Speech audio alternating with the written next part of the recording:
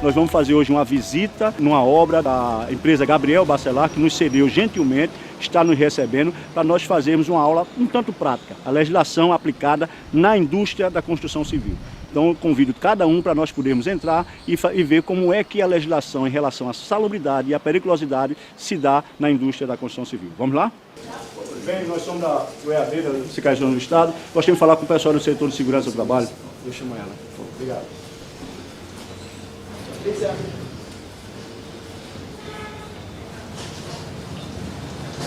Ô, Patrícia, tudo bem? Arthur Paiva, Secretaria de Educação do Estado. Patrícia. Patrícia, obrigado, está aqui. Bom, é muito prazer enorme de nós recebermos vocês aqui na Gabriel Bacelar, que é o Sky Boa Viagem. E antes disso, de fazer essa visita, vocês vão receber o capacete, tá bom? Que é a regra da segurança do trabalho, a utilização do capacete, ok? São os EPIs que a empresa está nos colocando. Mas, Patrícia, eu tenho um problema de saúde que eu não gostaria de colocar o capacete, nem colocar proteção auricular. Você me autoriza a fazer isso? Bom, a regra de segurança diz que toda pessoa ao circular pelo canteiro de obra deve ser utilizado o capacete de segurança. Por quê? Por conta de quedas de materiais e ferramentas. Então, para a própria segurança do trabalhador, até mesmo dos visitantes, tem que ser utilizado o capacete. É a tua segurança. Notem bem, eu tentei fazer com que ela não cumprisse uma norma legal, que é a norma de segurança. Mas ela, como boa e competente profissional de segurança do trabalho, nos exigiu e nós não podemos realmente entrar em nenhum canteiro de obra, em nenhuma indústria, sem que a proteção à segurança do cidadão, do indivíduo, esteja garantida. E ela fez cumprir exatamente isso. Essa é a primeira lição que vocês precisam ter. Então, estamos prontos. Capacete, por favor.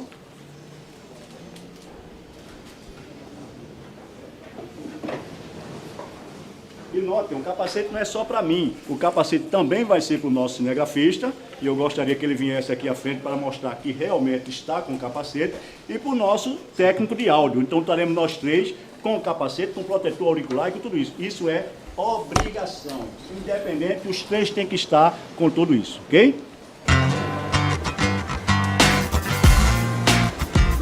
Como nós falamos da nossa competência dessa semana, vai falar sobre insalubridade e sobre periculosidade. Vamos começar pela insalubridade. O artigo 7º, aliás, da Constituição Federal, no seu inciso 23, chama a responsabilidade do trabalhador e do empregador, principalmente em relação a um adicional de salário que o empregador tem o direito quando está presente as condições de insalubridade no ambiente de trabalho. Tá? Que condições de insalubridade são essas? São exatamente as condições de ruído, as condições de agentes ambientais que nós estudamos na competência anterior, que estejam presentes. Esses agentes ambientais precisam estar acima de um limite de tolerância. E que limite de tolerância é esse? Existe limite de tolerância mínimo e limite de tolerância máximo, como vocês devem ter estudado no nosso caderno. Mas, professor, limite de tolerância mínimo e tolerância máximo, sim. Por exemplo, existe o mínimo de temperatura, então é tolerância mínima, que os ambientes de trabalho têm que ter. E existe também limite de tolerância máxima de temperatura, por exemplo, que o ambiente de trabalho tem que ter. Senão, o resultado é fadiga, o resultado é doença profissional que o trabalhador pode adquirir.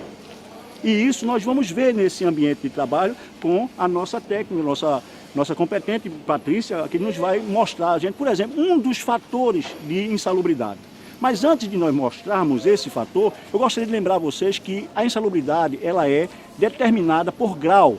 Né? Nós temos 3 níveis de insalubridade, ou seja, a insalubridade de grau máximo, que é 40% do salário do trabalhador, e tem a insalubridade de grau médio, que é 20% do salário do trabalhador, e de 10% do salário do trabalhador, que é de grau mínimo.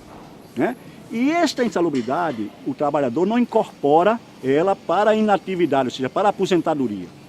E ela cessa esse fornecimento a partir do momento que as condições que estabelecem essa insalubridade sejam eliminadas ou sejam reduzidas abaixo do limite de tolerância. Né? Esse limite de tolerância se encontra onde, professor? Nas normas de regulamentação. A norma regulamentatória número 15, número 16, vocês vão encontrar a questão das atividades de risco, de perigo e as atividades insalubres. Tá?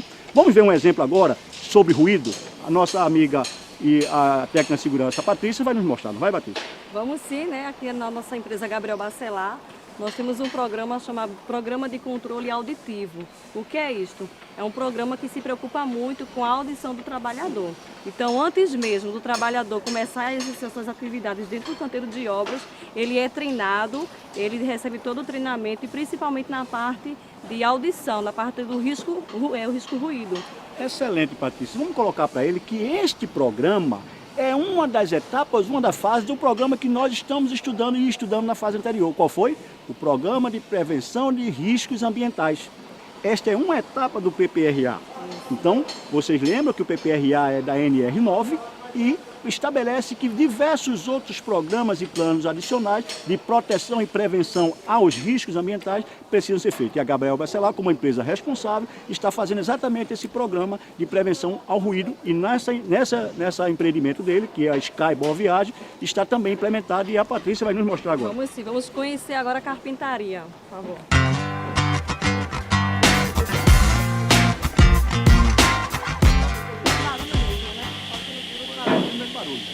Bom, antes de nós entrarmos no setor carpintaria, eu estou aqui protegido com um protetor auricular tipo plug, e o nosso professor aqui vai usar o protetor, certo? E o nosso cinegrafista também vai usar um protetor. Aqui o protetor. Tem a forma que ser bem encaixado. A obrigatoriedade de colocá-lo de forma bem encaixada. Para abafar o ruído. Só que a gente não vai gritar por conta disso, que a audição nossa reduz, né? Mas a de vocês continua normal, apesar do azuado do ruído. Esse é exatamente uma proteção individual que reduz a possibilidade a níveis toleráveis do ruído e a possibilidade de adquirir pelo trabalhador o adicional de insalubridade, tá? Por ruído.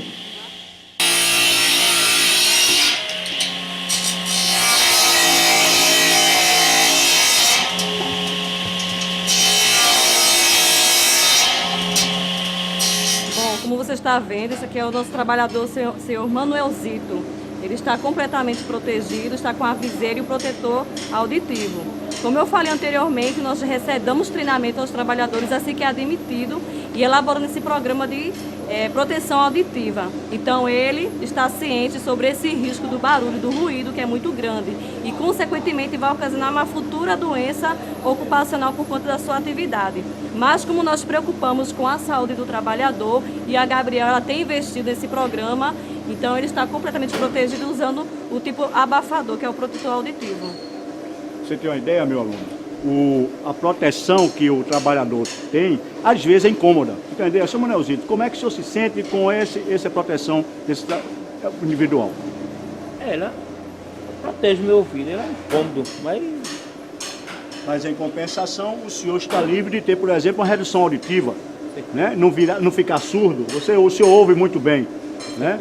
E quanto à proteção dos olhos, que normalmente é uma viseira que nós estamos vendo aí, para evitar que as fuligens, os pedaços de madeira com o qual o senhor trabalha, com serralharia, venham a atingir seus olhos. Como é que o senhor se sente com esse EPI? melhor do que o óculos, porque o óculos ele bate ainda algum pedaço assim de lado e aqui não tem como. Então notem que a empresa cumpre a legislação no sentido da proteção do trabalhador e garantindo a insalubridade, ou seja, que o trabalhador não esteja em atividade insalubre. Este é um exemplo amplo daqui do canteiro de obra, que nós vamos ver outros, tá? Então, Patrícia, vamos ver outro? Vamos lá, vamos conhecer também o guincho, que nós temos o operador. Então, vocês vão saber também como é o barulho dentro da cabine do guincho, que é de materiais. Vamos lá?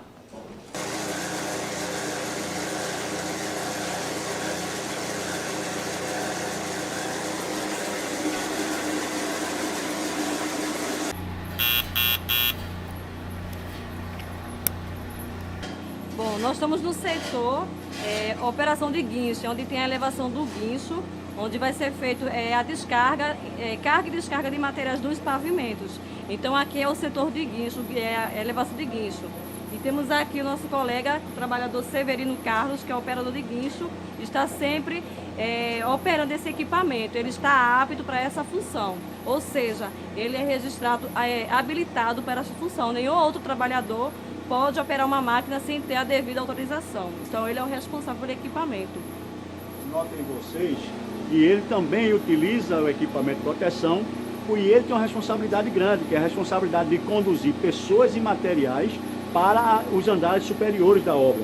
Então, a responsabilidade dele também é grande, porque ele é que opera e dele pode surgir um acidente ou não. Então, ele em si já pode se tornar um agente do risco, que é aquele agente de acidente. Vocês lembram que nós vimos na competência anterior. Então, muito obrigado por essa circunstância, senhor Carlos, por nos dar essa oportunidade. E nós vamos agora para o segundo momento. Prazer todo meu. Para o segundo momento da nossa aula, que é exatamente sobre a periculosidade, que nós não falamos ainda. Nós falamos até agora sobre insalubridade. Vamos falar sobre periculosidade? Vamos para o próximo momento.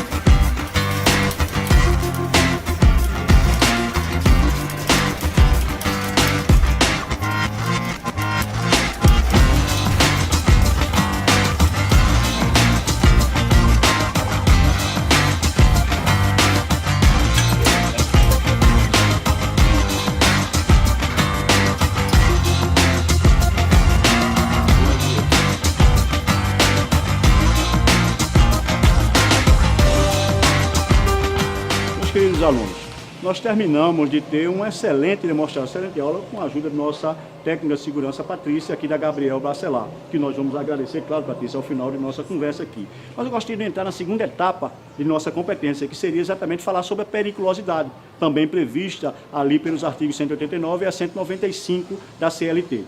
Ora, nós vimos a insalubridade, agora vamos ver a periculosidade para então nós fazermos a comparação entre as duas.